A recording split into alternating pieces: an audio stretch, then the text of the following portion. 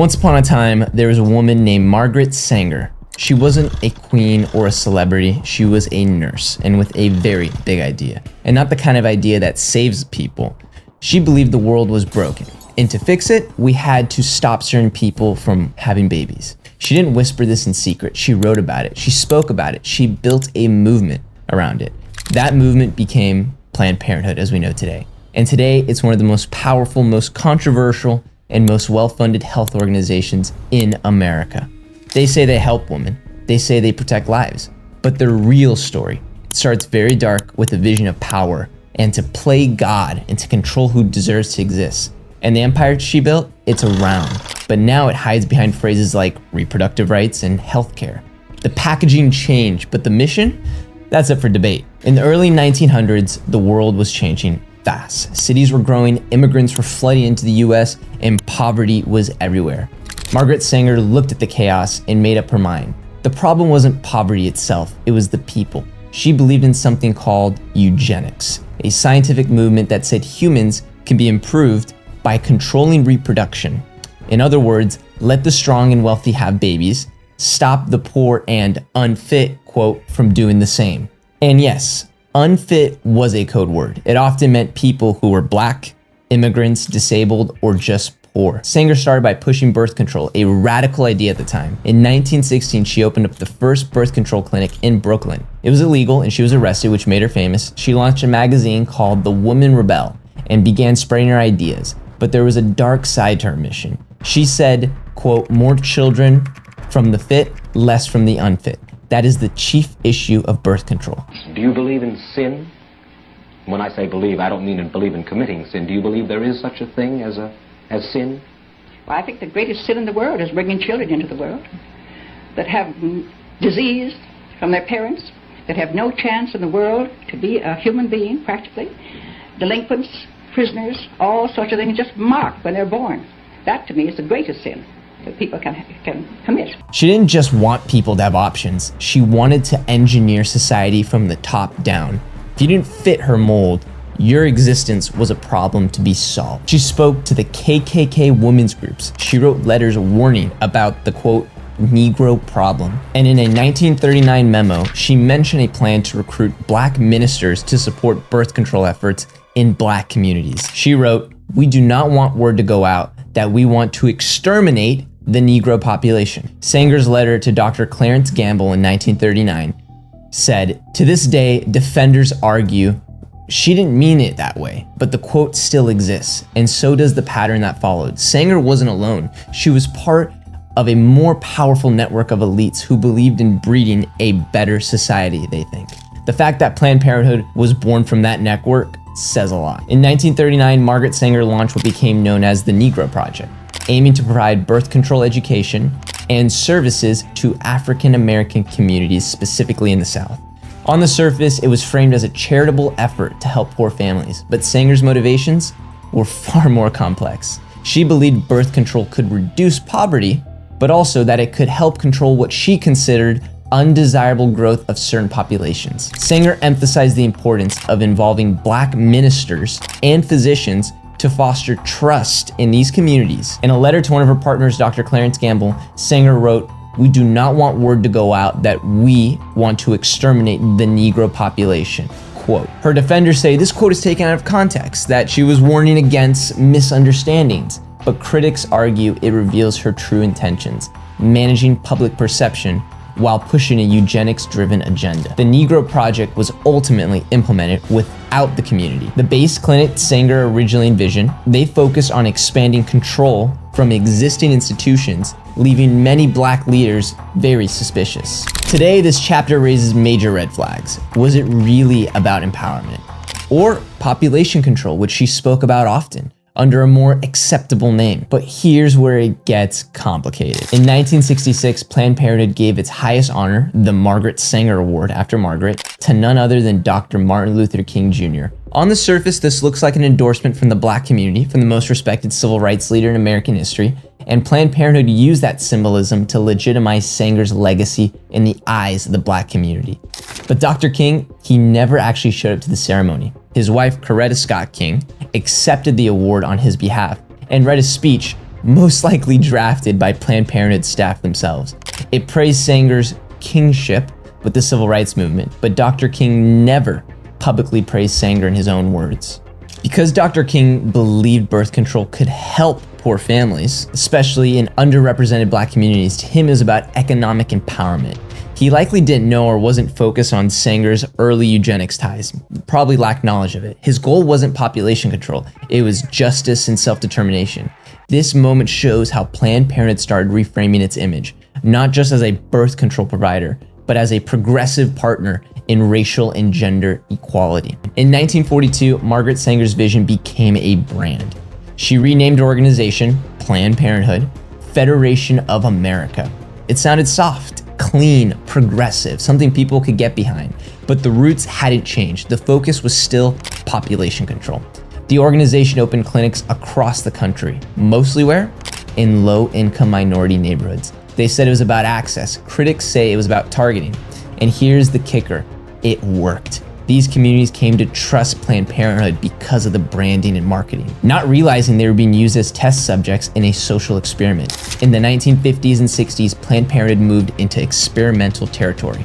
On the island of Puerto Rico, poor women were used as human test subjects for the first birth control pill. Many of them were never told the side effects. Some suffered permanent damage. A few lost their lives. Back in the US, the media hailed the pill as a miracle. It gave women freedom, they said, but that freedom came with a cost. Forced sterilization, secret experiments, and government programs that push birth control on poor women, especially Black and Native American women, without their full knowledge or even consent, you could say.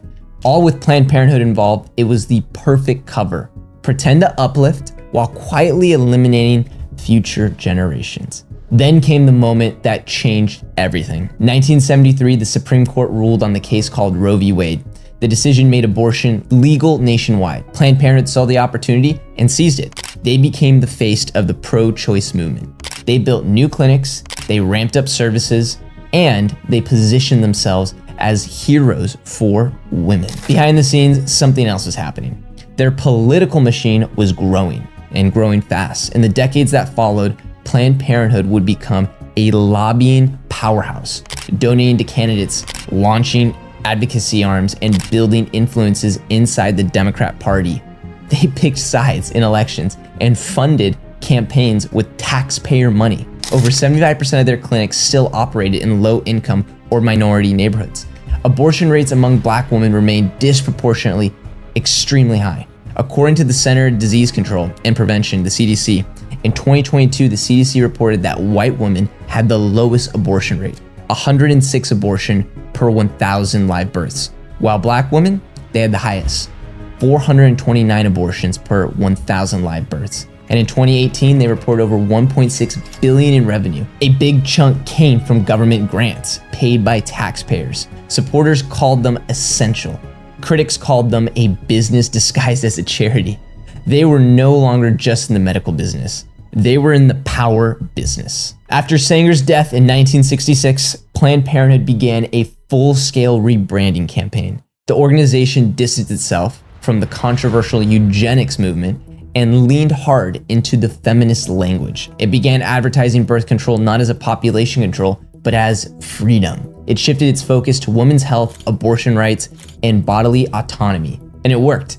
The same organization once associated with eugenics was now aligning itself with women's rights, civil rights, and healthcare. It got major funding from the government, as we mentioned, and it expanded nationwide. And soon, Planned Parenthood became a household name. And under the surface, its practices still raised eyebrows. Clinics were disproportionately located in low-income neighborhoods, even to today. And critics argue that its marketing to minority communities wasn't empowerment. It was targeting. So Planned Parenthood even began removing Margaret Sanger's name from buildings and awards in recent years, recognizing how her toxic legacy could impact the future.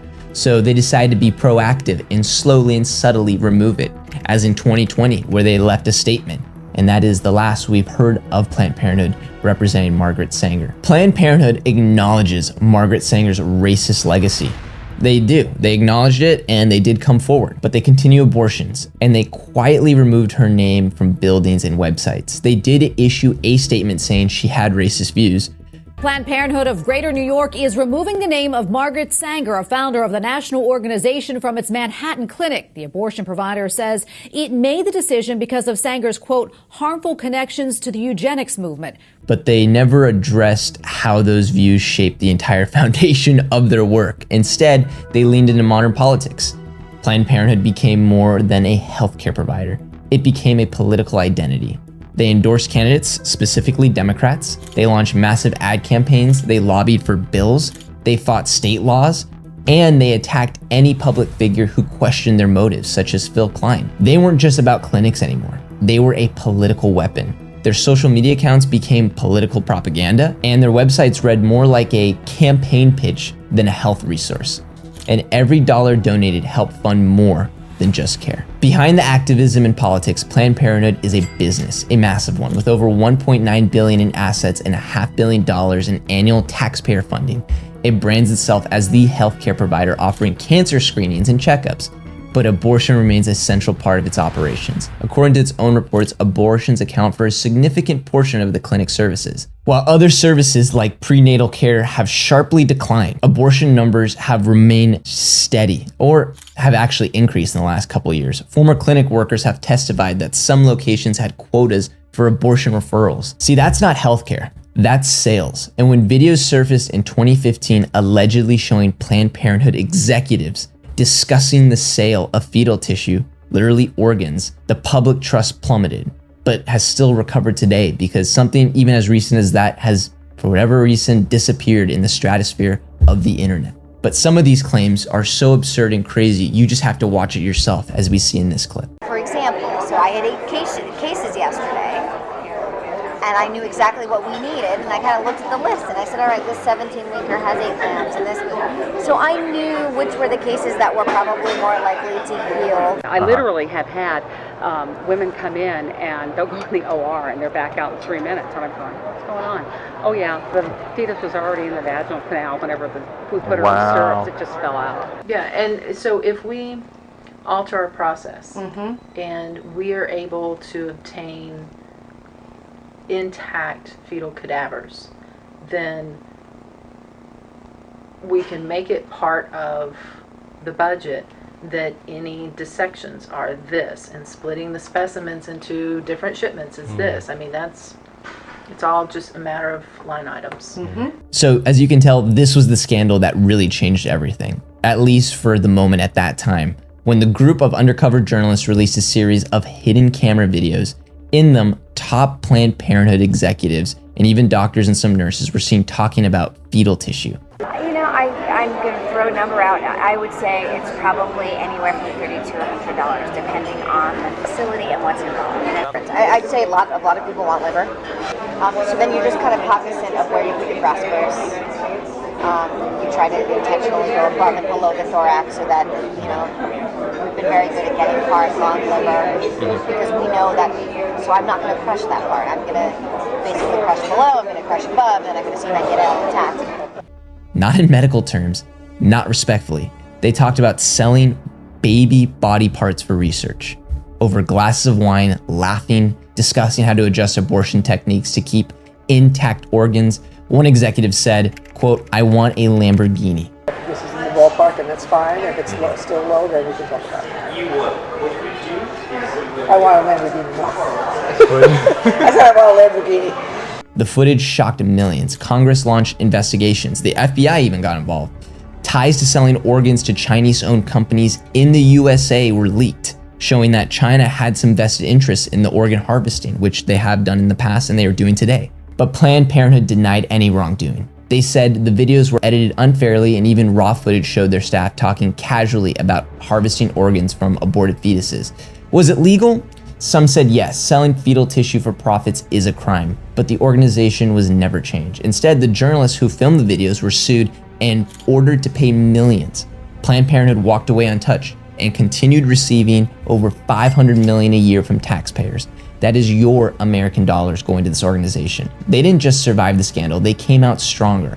That's the power of controlling the narrative, which Planned Parenthood has done brilliantly. So what does Planned Parenthood really do? According to their own data, they perform around 390,000 abortions a year. That's more than 1,000 a day. Planned Parenthood's own annual reports, as you can see here. So they say abortions are only 3% of their services, but that number includes everything. Handing out condoms, giving pregnancy tests, and even answering phone calls. So when you break it down by revenue and time spent, abortion is still their core product. And while they say they offer mammograms and prenatal care, they actually don't provide those services directly at most clinics. Former employees have spoken out too, saying they were trained to steer women toward abortion, not walk them through all their options. One whistleblower said she was scolded for using the word, quote, baby. Instead, she was told to say, quote, the pregnancy. See, this is subtle language, but it matters because it shapes how women think about their choices. Very 1984-ish, if you ask me. The truth, it's less about choice and more about sales. And when each decision brings in hundreds or even thousands of dollars, it's no wonder why alternatives aren't really encouraged. One of the most troubling patterns, you may ask, who Planned Parenthood markets to.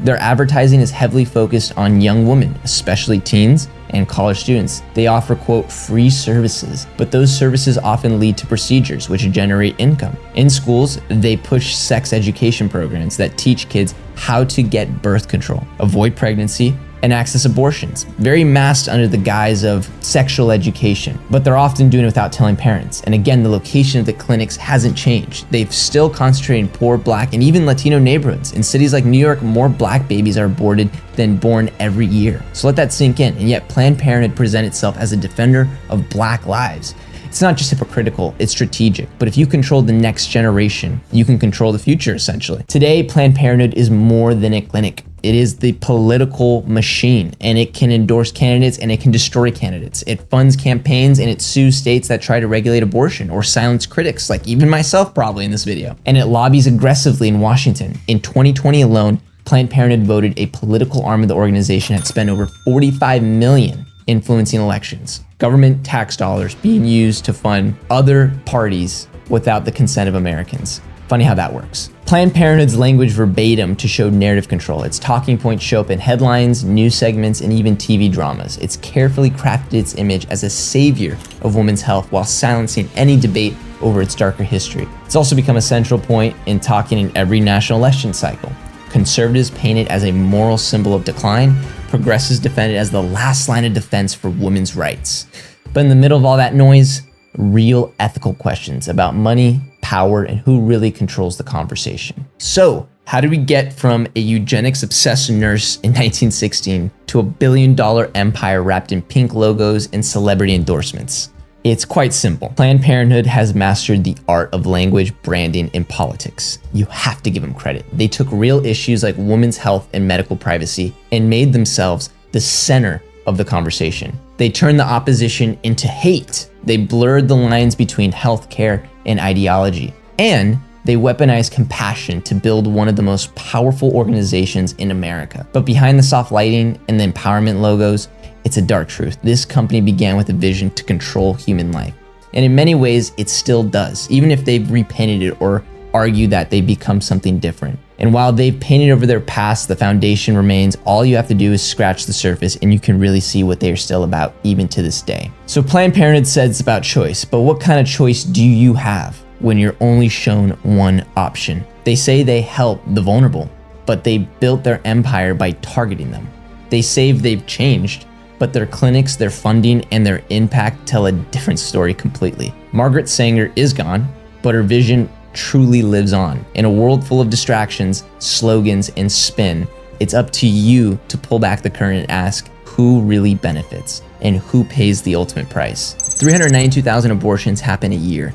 93% are in the first trimester, i.e. the first 13 weeks. 7% is after the 13 weeks. So around 28,000 babies are aborted past 13 weeks at this stage in pregnancy. Let that sink in. That's 75 a day with women looking like this and babies that look like this. So let me know your thoughts below. We drop deep dives every single week, so smash that like button, hit subscribe, and tap the bell so you don't miss the next story you were never supposed to know. This is Alessi, and I will see you in the next one.